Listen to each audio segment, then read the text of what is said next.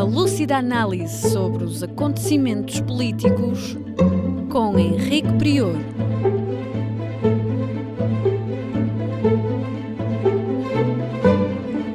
Política Impura, na Rádio Transforma.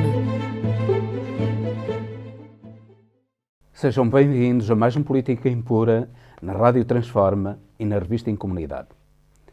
Peço-lhes para partilharem o programa, colocarem gosto, ouvirem até ao fim e, sobretudo, subscreverem o canal da Rádio Transforma, o que é muito importante para este projeto de liberdade, igualdade, fraternidade, sem fins lucrativos. Começamos por falar da TAP, que é neste momento um grande tema de debate em Portugal.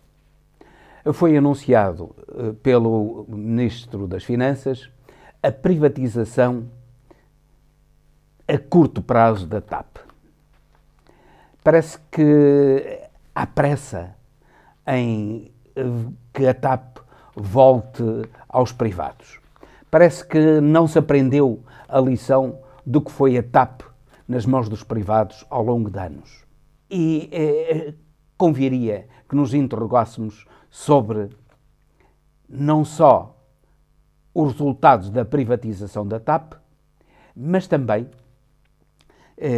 dos perigos que a sua reprivatização poderá trazer ao país e, nomeadamente, fazer com que aquilo que se gastou, os 3.200 milhões de euros que se gastaram na recapitalização da TAP, sejam perdidos e a TAP, no futuro, acabe na insolvência, que foi precisamente aquilo que a nacionalização quis evitar. Vamos recapitular um pouco da história da TAP. A participação do Estado foi vendida a David Neeleman e a Humberto Pedrosa, isto é, foi dada a David Neeleman e Humberto Pedrosa, e essa dádiva, porque na realidade Neeleman comprou ações da TAP por 10 milhões de euros e comprometeu-se a investir na TAP para recapitalização cerca de 266 milhões de euros. Mas o que é que ele fez? Em vez de meter os 266 milhões de euros da TAP, fez uma negociata com a Airbus,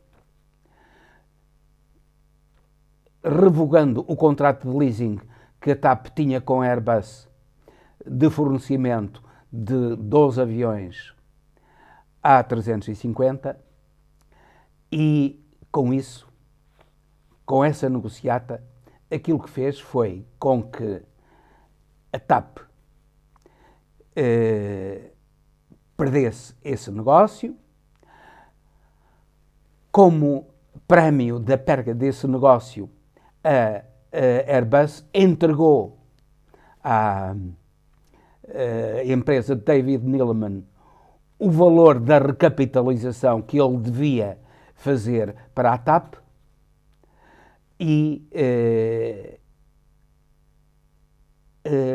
no fundo, David Neeleman entrou para a TAP com 10 milhões de euros. Mas o que é que sucedeu na sequência desse terminar do contrato com o fornecimento dos aviões A350? Aquilo que sucedeu foi o seguinte: devido a problemas com esses aviões, a Airbus nunca conseguiria cumprir o contrato de entregar os 12 aviões até 2022 e tinha que indemnizar a TAP em centenas de milhões de euros por incumprimento do contrato. Ora, aquilo que David Neeleman, dono da TAP, o empresário privado dono da TAP, fez foi meter ao bolso essas dezenas de milhões de euros que a Airbus teria de indemnizar a TAP e, por sua vez, em contrapartida, disso, a Airbus entregou à empresa do David Neeleman precisamente o valor da capitalização que ele se tinha comprometido a fazer na TAP. Tudo isso era conhecido do governo de Passos Coelho. Foi uma manobra que constituiu uma autêntica burla e isso era conhecido do governo de Passos Coelho e o governo de Passos Coelho, mesmo assim, aceitou a privatização, a 15 dias de deixar de ser governo. Ora, logo a seguir, o que sucedeu foi que o Estado português fez um contrato de leasing em vez de 12, de 40 aviões, nomeadamente 320, A320, A321 e outros, para as rotas da TAP. E fê-lo, através de David Neeleman, a um preço superior ao preço de mercado. De modo que David Neeleman, com a sua gestão, terá prejudicado o Estado português em 444 milhões de euros, pelo menos.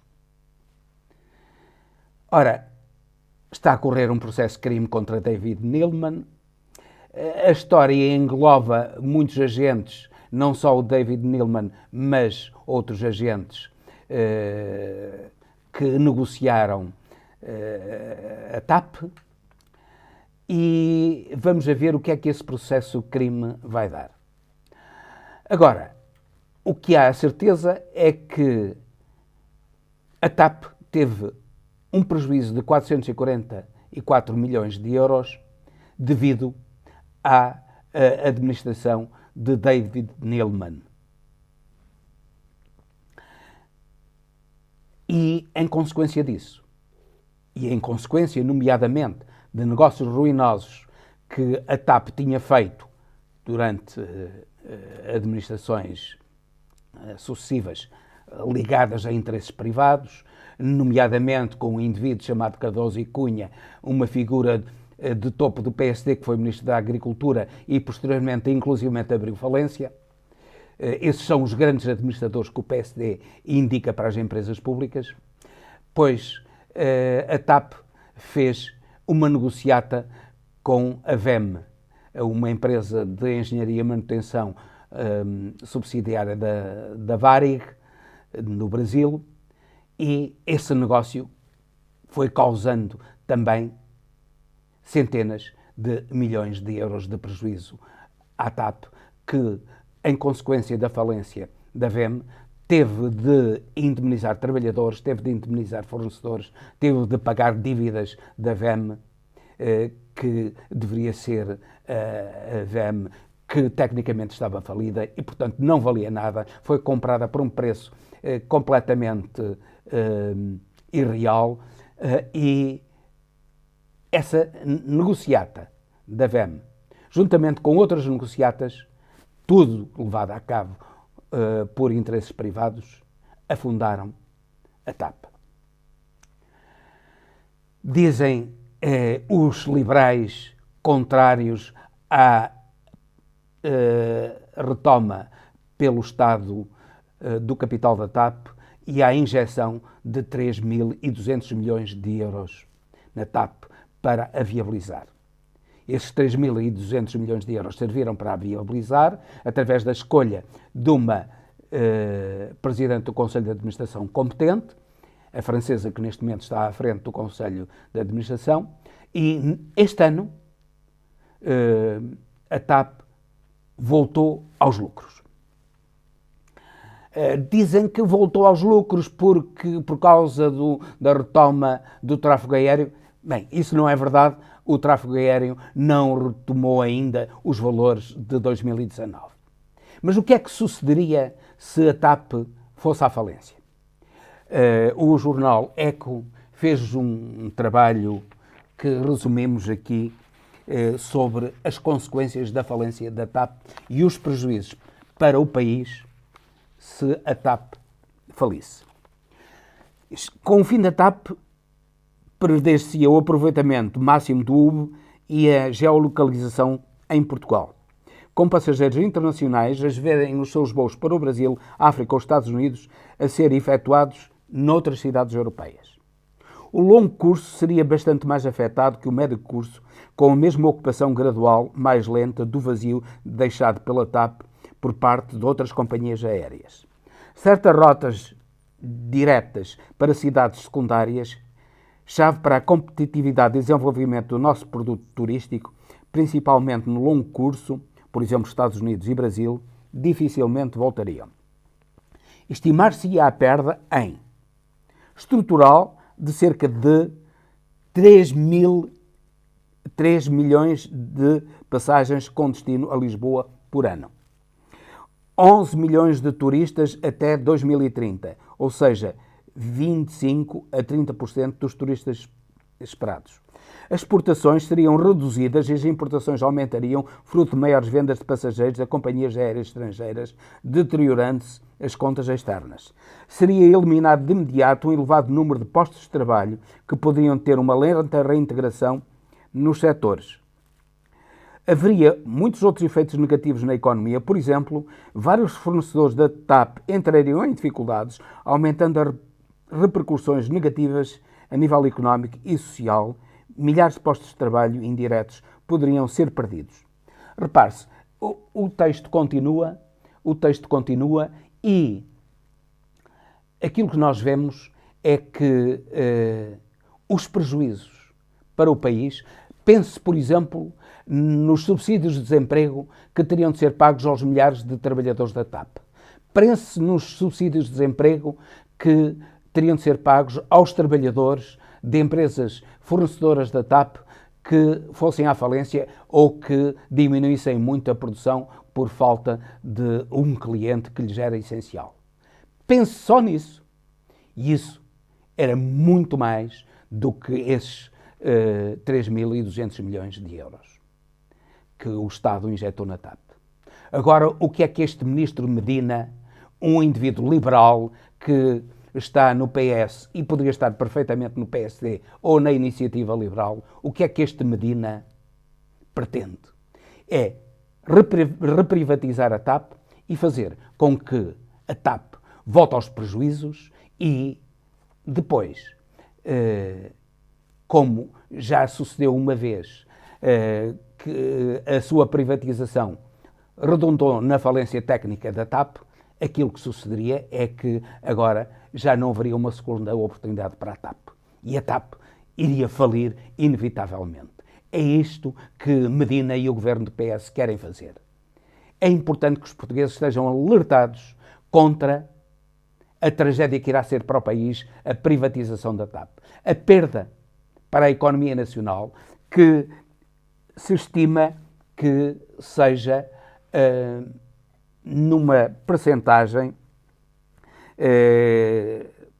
que será de cerca de 2% do PIB nacional se a TAP for à falência.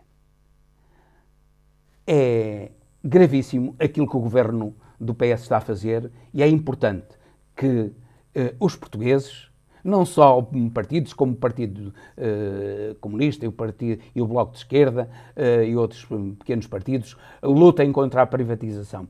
É necessário que todos os portugueses fiquem conscientes, e todos eles, de qualquer quadrante político, lutem contra a privatização da TAP, que é um ataque à economia nacional e um ataque às bolsas dos portugueses. Falamos muito brevemente da Ucrânia, porque aquilo que estávamos a prever está a acontecer. Isto é, o aumento de fornecimento de material de guerra por parte do Ocidente à Ucrânia, aquilo que está a levar a cabo é uma escalada enorme do ataque ou dos ataques da Rússia à Ucrânia e à destruição cada vez maior e ao sofrimento cada vez maior do povo ucraniano. E, inclusivamente, os mísseis russos já estão a passar por cima de países, como, por exemplo, a Roménia, que fazem parte da NATO. Repare-se no perigo que pode haver para a segurança, para a paz mundial, com este tipo de atuações do Ocidente. Era tempo de os ocidentais pressionarem de maneira definitiva a Ucrânia a celebrar a paz, como o próprio Zelensky queria, em março do ano passado, a celebrar a paz com a Rússia. Mas, como neste momento a esmagadora maioria do povo ucraniano, ouvem-se pessoas nas televisões, nas rádios, a dizerem claramente que aquilo que deve ser feito é um tratado de paz e que se os habitantes de Donbass querem ser integrados na Rússia, os habitantes da Crimeia querem ser integrados na Rússia, pois que isso seja feito e que a paz se consiga desse modo. Os ucranianos são, no fundo, o cordeiro do sacrifício, da cegueira, da estupidez dos interesses ocidentais que põem aquilo que eles pensam ser os interesses acima de tudo. E com isto termino, despedindo-me com amizade até ao próximo Política Impura, pedindo-lhes que partilhem, que subscrevam o canal da Rádio Transforma e que comentem este programa para que, através do diálogo, conseguimos aproximar-nos cada vez mais da verdade. Uma lúcida análise sobre os acontecimentos políticos com Henrique Prior.